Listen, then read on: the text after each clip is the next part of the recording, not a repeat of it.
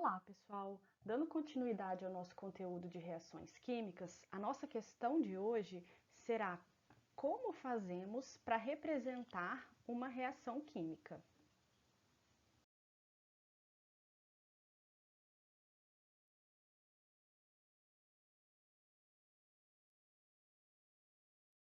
Lembrando que nós começamos falando dos conceitos básicos, entendermos que ocorre uma transformação química quando os reagentes se combinam e dão origem aos produtos. Já vimos também as leis da conservação, que diz que a massa dos reagentes, a soma das massas dos reagentes vai ser igual à soma da massa dos produtos. E hoje, então, falaremos sobre a linguagem química. Para a gente começar a falar sobre a linguagem química, vamos recordar um pouquinho o que dizia o modelo atômico de Dalton. Dalton propôs que todas as substâncias são constituídas de minúsculas partículas individuais denominadas átomos. Átomo justamente quer dizer que a gente tem uma coisa indivisível, né? Do grego, átomo, não divisível. Então, Dalton considerava que o átomo ele é maciço e ele é indivisível. Daí, então, que começamos a representar os átomos como essas bolinhas, certo? Então, essas bolinhas que a gente representa os átomos são uma representação, né, do átomo pelo modelo atômico de Dalton. E aí Dalton falava também que os átomos de diferentes elementos químicos, eles são diferentes em massa e são diferentes em propriedades. Então, por isso a gente vai representar as bolinhas, né, de tamanhos diferentes, indicando os diferentes elementos químicos. Prestem atenção, temos aqui bolinhas coloridas, tá? Mas essas cores são cores fantasia, os átomos eles não são coloridos, a gente está usando bolinhas de cores diferentes simplesmente para ficar mais fácil de diferenciar os elementos. Bom, vamos voltar então, né, à nossa amiga água, que já falamos tantas vezes dela, para a gente começar a entender a linguagem química. Vamos aprender aí algumas palavrinhas relacionadas, né, à linguagem química. Nós sabemos que a água, ela é uma substância, certo?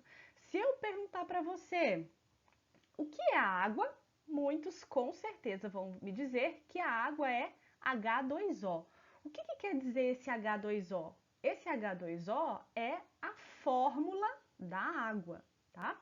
Bom, se a gente olhar então, a gente já sabe que a fórmula da substância água é H2O.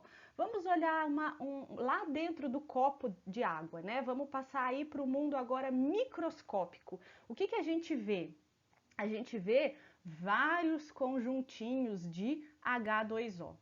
A cada conjuntinho de H2O, a gente dá o nome de molécula. Então, esse conjuntinho, né, de H2O, eu vou chamar de molécula. Então, na substância água, eu tenho muitas e muitas moléculas de H2O.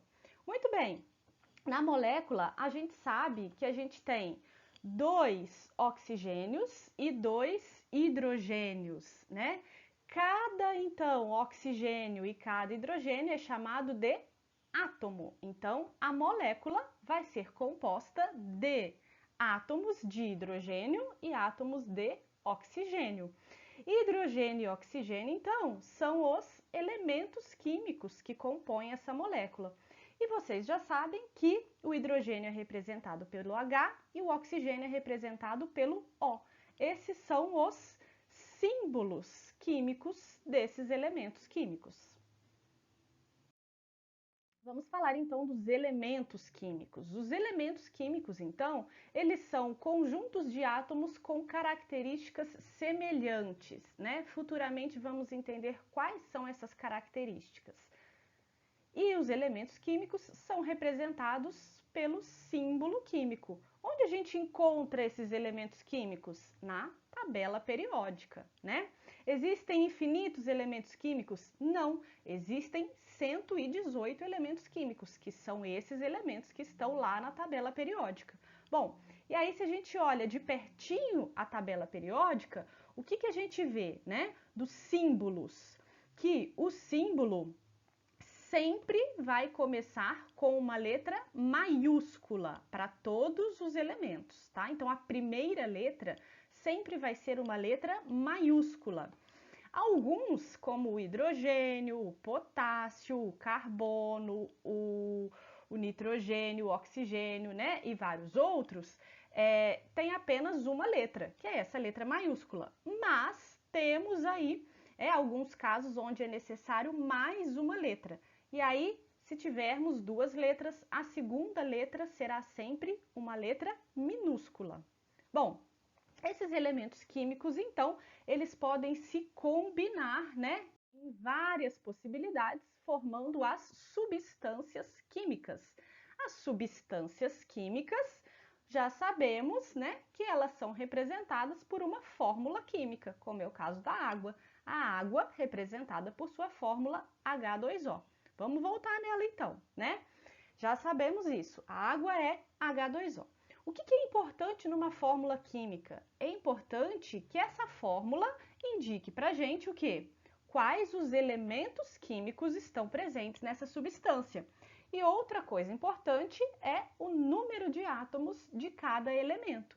Bom, como os elementos vão ser indicados pelos seus símbolos, né? E o número de átomos, ele vai ser representado por um númerozinho, né? Que é o índice. E aí, muita atenção. Esse índice vem sempre do lado direito do átomo, tá? Então, ele vem o símbolo e depois a quantidade de átomos. E ele é sempre subscrito. Quando o número é 1, a gente não precisa indicar, né? Então, por isso que a fórmula da água não é H2O1.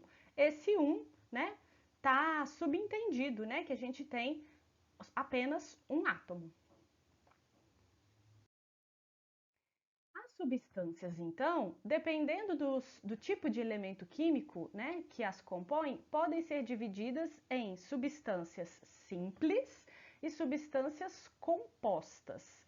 Conseguem já, olhando essa imagem, saber qual a diferença entre uma substância simples e uma substância composta? Uma substância simples, ela vai ser formada por um único elemento químico. Então, a gente, observando a fórmula da substância, né, a gente só tem um elemento.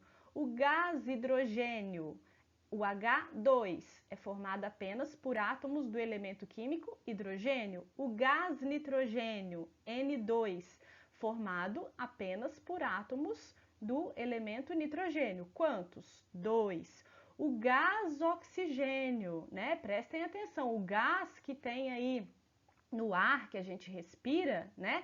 É o O2, né? Se a gente for representar, então, o gás que a gente respira, eu não vou representar somente O. Por quê? Porque O é o elemento químico, mas o gás tem 2 átomos de oxigênio, né, ligados. Então, eu vou representar por O2. Também é uma substância simples. O ozônio, lá da camada de ozônio, ele é O3, 3 átomos de oxigênio ligados. Também é simples. O ferro, uma barra de ferro, né? Também é uma substância simples, porque tem apenas átomos de ferro. E as substâncias compostas, acho que vocês já devem ter percebido, né? São formadas por mais de um elemento químico. Então, a água, H2O, ela vai ser formada pelos elementos hidrogênio e oxigênio. 2 átomos de hidrogênio, 1 de oxigênio. A água oxigenada, H2O2, hidrogênio e oxigênio.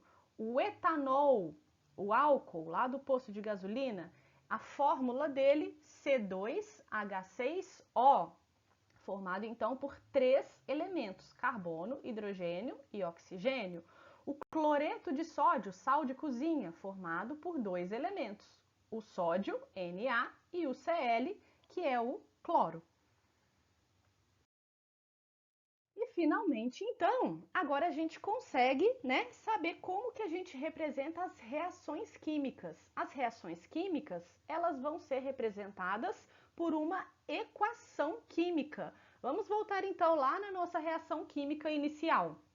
Quando o ferro combina com o gás oxigênio do ar e forma a ferrugem. Então, os reagentes formam os produtos. Já sabemos que o que temos inicialmente tem que ficar antes da seta e o que é formado depois vai vir depois da seta. Agora, então, o que a gente vai fazer? Vai substituir essas substâncias pelas suas fórmulas. O ferro, a fórmula dele vai ser Fe, o gás oxigênio, a fórmula O2, e a ferrugem, a fórmula dela é Fe2O3, ok?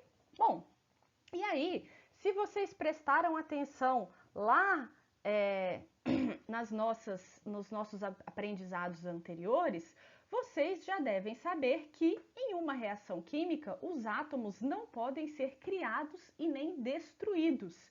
Se a gente olha essa reação, então, vemos que temos antes apenas um átomo de ferro e depois dois átomos.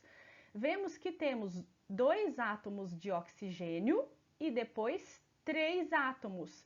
Mas o que será que está acontecendo, né? Será que os átomos estão sendo criados, contrariando tudo aquilo que a gente já aprendeu? Bom, e aí eu digo para vocês que não, que a representação dessa reação química ainda não está completa, tá? Precisamos aí acrescentar algumas coisinhas de modo que fique claro que os átomos não são criados nem destruídos. Mas isso é assunto para os nossos próximos vídeos. Eu espero vocês. Até lá!